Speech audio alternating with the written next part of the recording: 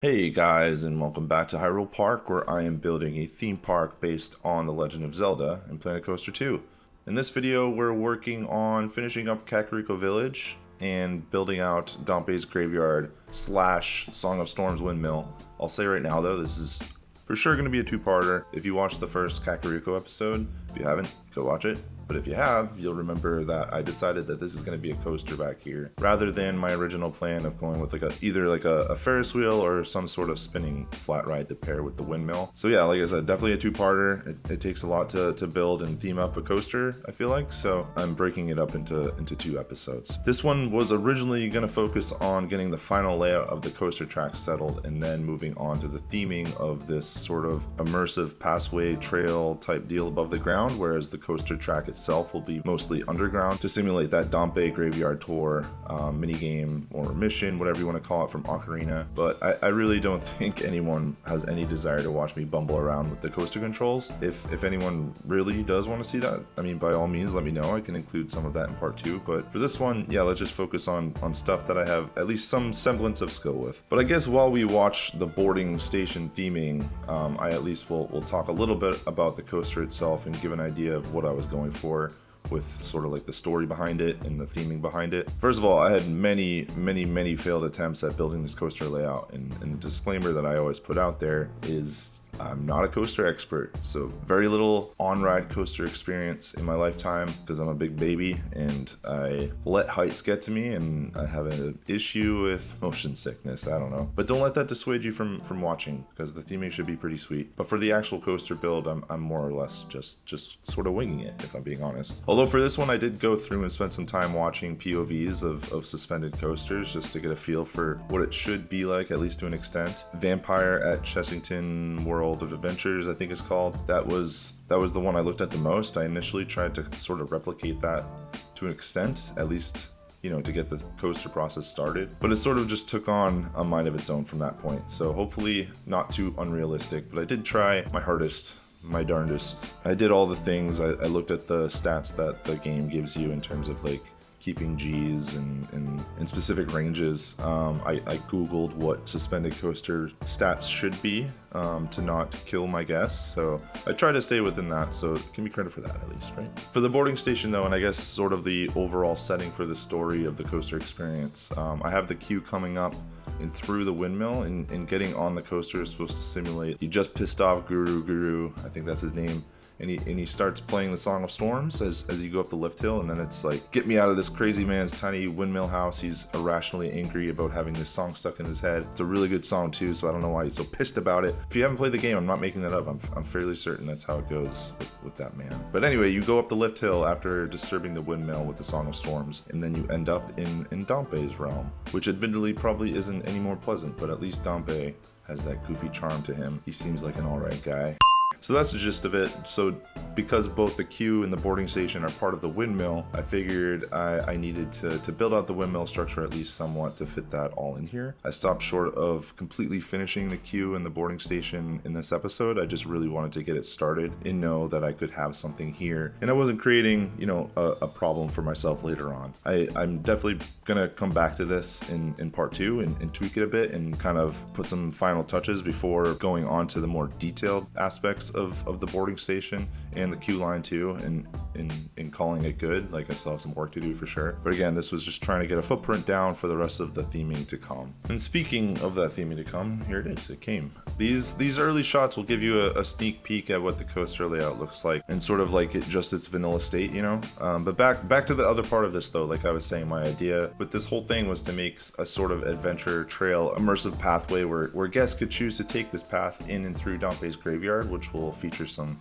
coaster interaction, but overall just create an immersive setting for guests to pass through on their way to Goron City or whatever other area I decide to build back here in the future. But the biggest hurdle I had with this one was determining the terrain level.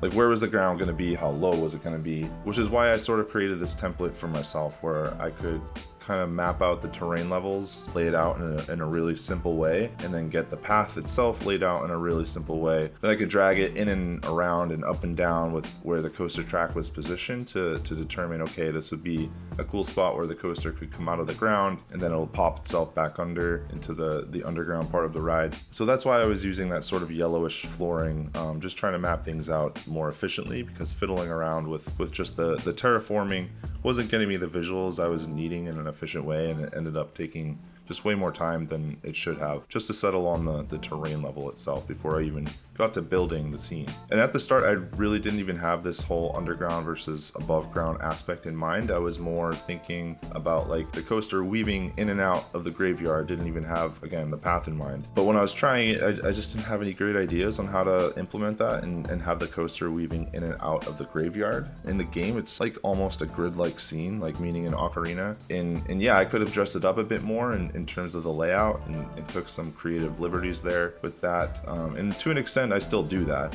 But I really wanted to keep the charm as much as possible from the original graveyard in Ocarina. So I decided it would make for a cool suspended coaster experience to be going through like the Dampé chase or race scenes, quote unquote, underground in his crypt, rather than having it just fly past some tombstones and whatnot above the ground. I thought this area lent itself better to just sort of like a walkthrough experience rather than that. So after getting the path laid out and figured out where the coaster would be able to come up and interact with this above ground scene, I could start putting the pieces together to really actually make this Dampé's graveyard. So starting with the wooden sort of arch entrance, it really just sort of flew from here. Like I said, I had a really good reference point in terms of what I was going for and what I was trying to sort of imitate, for lack of a better term. It was more or less just putting my own spin to the pieces and making it interesting. For whatever reason here, I was really fighting myself from going back to the wooden plank-like pieces that I typically would go to for something like this.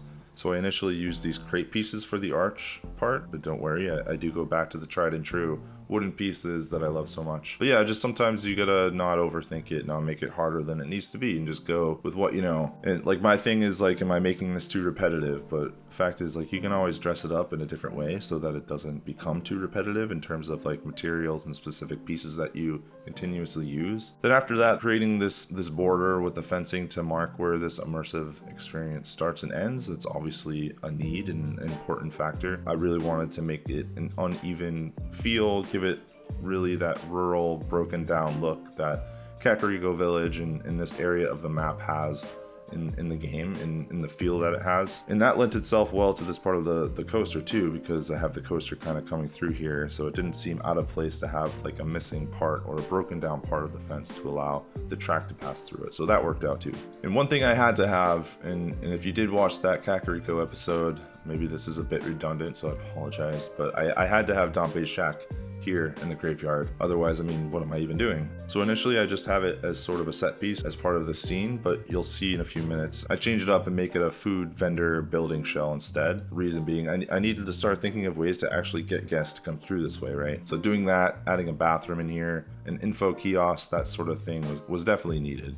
So I referred to taking creative liberties earlier in this video. When it came to the tombstones in the graves themselves, I definitely feel like I had to take a different approach than just creating like a replica from Ocarina.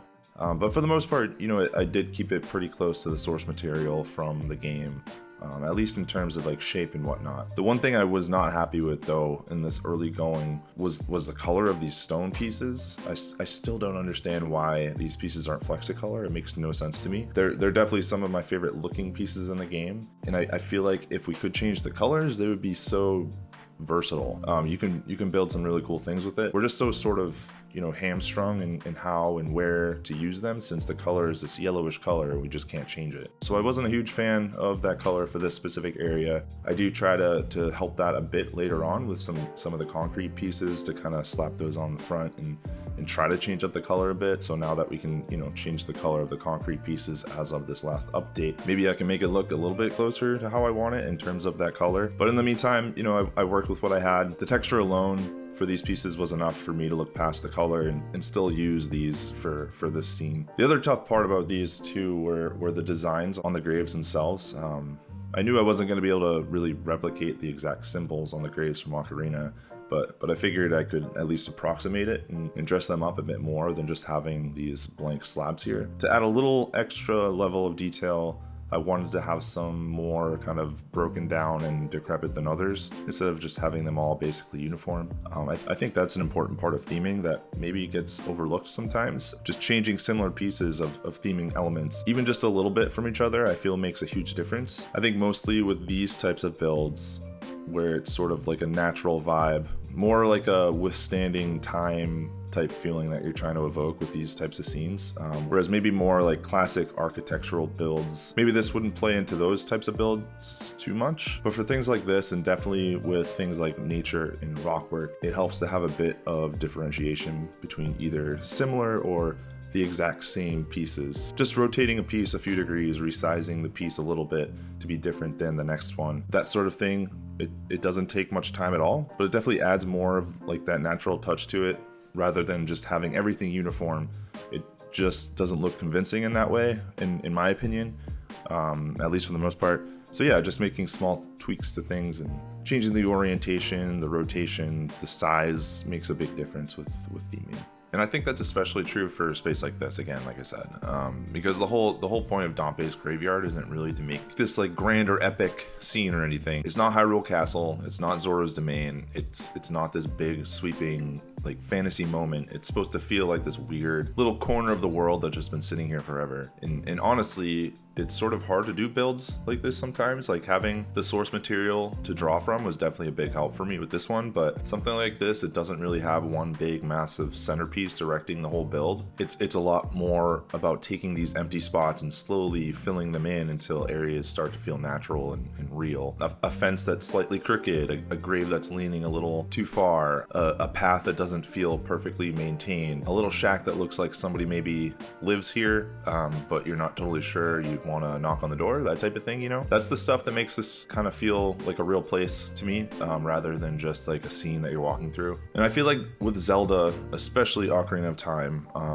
so many of the locations in that game are remembered that way, at least for me. I've said this in the past, a lot of this comes back from like nostalgia and what I was thinking as a kid and kind of what I remember thinking as a kid. But yeah, not necessarily because anything in Ocarina was visually huge or super detailed, especially by modern standards, but because they had this weirdly specific atmosphere to them. Like you remember the feeling, or I remember the feeling of walking into the Kakariko graveyard, even though if you look at it, it's pretty simple. Like I said, it's a grid, it's a path, some graves, a little hut, the royal family's tomb, a few secrets, and then Dampé wandering around being creepy. But the vibe of that sticks with you, right? So for me, building this in Planet Coaster is less about making like a perfect recreation and more about trying to capture that feeling in any way that I can. But yeah, in a way it still works as a theme park space, I hope. Because obviously in the game you can just have a graveyard be a graveyard, but like I was saying earlier, I need reasons for guests to come in here. So yeah, they need a reason to walk through it. I need sight lines, I need paths, I need facilities tucked in somewhere, I need the coaster to interact with it, and I need it all to still feel like it belongs into the same place. Hopefully I'm making sense here. It's kind of the balance I'm trying to hit with this whole section. It should feel like Dampé's graveyard. It should feel like a forgotten extension of Kakariko Village, but it also has to function like a themed land, like a themed area of a theme park. Like if this were a real park area, you wouldn't just have a dead-end graveyard with nothing to do. You'd have a reason to pass through it. Maybe a snack stand like I did, built into Dampé's shack. Maybe that little hidden restroom building that you saw me creating, but it doesn't really scream theme park bathroom, you know? It just belongs there, or it appears to belong there.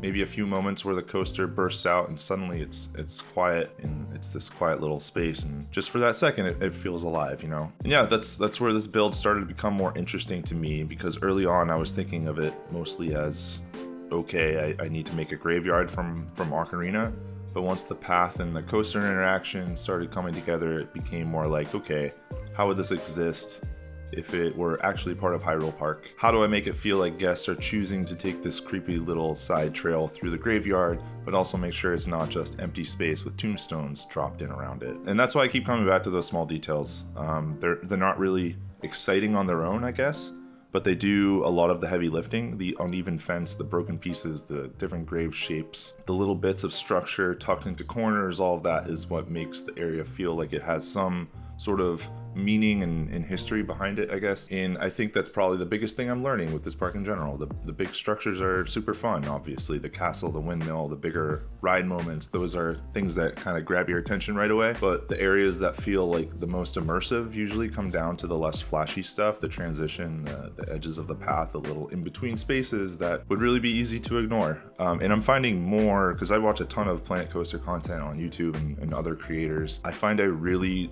am drawn into more of like those small details that creators are putting into their parks. I'm just super interested in that, and I think it's such a talent to be able to take like an empty slate like that and dress it up in a way that just really makes it feel like it belongs there and it's a living place and it's part of this world. So I'm definitely trying to replicate that. I'm trying to get better at that. I've mentioned in the past, a lot of times I kind of skip over the tedious stuff, but I'm finding it not to be as tedious as I did before. So trying to spend more time on these like empty areas and filling in empty spots and really just making the whole scene kind of tie together in that way. So with Dampé's graveyard, really wanted to give myself kind of permission to keep it small and kind of strange. I didn't want to overbuild it into this giant haunted castle graveyard thing. Obviously, I wanted to keep it grounded in Ocarina, which is the source material, because that's not what it is. It's Dampé's graveyard. It's supposed to feel rural. It's supposed to feel like it belongs behind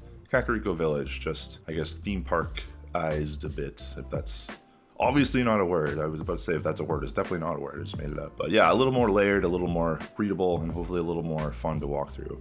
Getting back to the coaster though, because, you know, while this episode is all about theming and creating a living space for guests to walk through, it's also very much a part of the coaster, or at least that's what I'm wanting from it. That's why it's a two-parter and this is part one. It is part of the coaster still. Initially, I really wanted to figure out a way to make it so this first drop of the coaster, the grave would move forward, like simulating when Link pushes out the tombstone to reveal a secret. And I could have easily done that in theory, like mechanically, but the problem I kept running into is that I just couldn't figure out a way to make it come across as realistic in terms of, you know, not having the coaster track like phase through the tombstone, you know what I mean? So I had to table that idea, at least for now, and instead I decided to create this sort of opening in the crypt. Maybe in the past this was an entrance, but things got destroyed over time, something like that, or maybe it can still be a revealed secret just waiting to be explored by someone like Link, I don't know. But I like how this opening came out, the stone around it. I ended up using one of these wall sections as sort of a foundational piece for theming up the other openings in and around the graveyard where the coaster comes out of and goes back into the crypt, that part of the ride. I thought it would be cool to have this little opening too, sort of like a natural cave-like window for guests to see into the dark ride portion of the coaster. Again, really wanted some cool coaster elements interacting with the immersive path elements. And I think that's where this coaster started making more sense to me as part of this scene, instead of just being a ride that happens to pass through it. Because if the track is going underground and coming back up through these broken crypt openings, then the graveyard itself starts to feel more like it has layers underneath it. Like there's this whole older, creepier version of Kakariko sitting just below the surface that guests are only getting little glimpses of. So I'm hoping it kind of piques that curiosity. And that's kind of exactly what I wanted from this, right? So I didn't want the coaster interaction to be just like, oh cool, a train went by. I wanted it to feel like something is actually happening in the world around you, like the ground is disturbed and there's some old passageway that maybe should have stayed sealed, and now every so often you hear the coaster rushing through it. So that's why I like doing these little openings in broken stone sections, because they give the area a reason to feel a little unstable, not in like a messy way hopefully, but in that theme park storytelling way where you can kind of read what happened without it being fully explained to you. The stone's cracked, the entrance is partially collapsed, the fence is broken around it, and then suddenly the coaster bursts through or disappears back down into it. And yeah, I probably could have come up with some very specific lore explanation for all of this, but honestly I kind of like leaving it a little vague. It feels more Zelda to me. You see a weird hole in the wall or some suspicious little entrance and your brain immediately goes, all right, something is definitely back there. I probably need bombs or a hookshot or an adult with more emotional stability than Guru. So for this path, yeah, I'm trying to create a little bit of that feeling. Guests aren't necessarily getting the full story just by walking through, but they're seeing enough little pieces that it feels like there is a story there. And then the coaster becomes almost like proof of that. Like, yeah, there really is something moving through the crypts under this graveyard. And visually too, I think it also helps break up what could have been a pretty flat area, because with the graveyard, it's I kind of mentioned this before, but it's really easy to just kind of end up with path, tombstone, tombstone, tombstone, fence, and then kind of call it a day. But having the coaster dive in and out gives me these little moments to kind of build around. So each opening can have its own shape, its own sort of damage, its own bit of rock work and fencing and overgrowth. So even though they're all serving the same basic function, they hopefully don't feel as if I copied and pasted the same tunnel entrance 4 or 5 times, whatever it is. Even though I kind of did, but I tried to make it different each time. So that was the goal, at least. All right, we're getting to the end of this part 1 of this Dampé graveyard build, putting some finishing touches on the area, rock work, bushes, that sort of thing, adding a couple new structures to get a bit more substance in here, like this info kiosk. I'll have a mausoleum coming up in a second. But yeah, as this winds down, I'm really happy with where this ended up for a first pass. And I say a first pass because, you know, obviously there's still a lot more to do here. The coaster itself still needs a full round of theming, especially once it goes underground into the crypt section. Obviously we haven't touched that yet, so there's definitely some work to do. Definitely some spots in the graveyard that I'll probably come back to and tweak, but for what this episode was meant to be and what I kind of aimed to do here, which was really getting the land shaped, getting the path figured out, getting the graveyard established, and kind of figuring out how the coaster is gonna interact with the guest space. I feel like this gave me a pretty solid foundation to go with. This is one of those builds where I don't know that any individual thing in here is some massive, impressive centerpiece on its own, but I'm hoping the whole thing together starts to create the feeling, you know, I was looking for. The windmill in the background, Dampé's shack, the crooked fences, the graves, the crypt openings, the coaster popping in and out of the ground, all of that together is what starts to make it feel like its own little corner of Kakariko Village. So that was really the main goal. I wanted this to feel like a believable guest pathway, but also still have that slightly weird, slightly unsettling Zelda charm to it. Not full horror, obviously, not some giant haunted mansion energy, just kind of that Ocarina of Time graveyard feeling where it's creepy, but also weirdly cozy in its own way, which sounds sort of ridiculous, but I feel like if you know the game, you know what I mean. I also really like that this area now gives Kakariko a little more depth. It's not just the village path and the buildings up front. Now there's this whole side trail that pulls you away from the main village, brings you toward the windmill, in behind the windmill, and gives you a reason to explore a little bit. That's something I'm trying to get better at with this park overall, not just building, you know, isolated scenes, but building areas that actually connect and feel like they belong next to each other. And with this one especially, I think the coaster is going to help a lot with that once it's fully themed, because, you know, right now we're mostly seeing the above ground portion of the experience, or really only seeing the above ground portion. But eventually the idea, like I said in the beginning, is that riders are going to leave the windmill, drop down into the crypts beneath the graveyard, and then every so often the guests walking around through this path will catch glimpses of that ride happening around them. Once that's all finished, this won't just feel like a graveyard with the coaster near it. It'll feel like the coaster is part of the graveyard's story. But that'll be for part 2, and actually the next episode is not going to be part 2 of this. Pretty classic move to say this is a 2-parter and then immediately not do part 2. I apologize, but I'm going to jump over to a pretty major coaster project in Zora's Domain next. That one, you know, it's something I've been wanting to get moving on for a little bit here, and I think it's going to be really fun. A really different shift visually from this darker, moodier Kakariko section into something a little more grand and obviously water focused with the Zoras.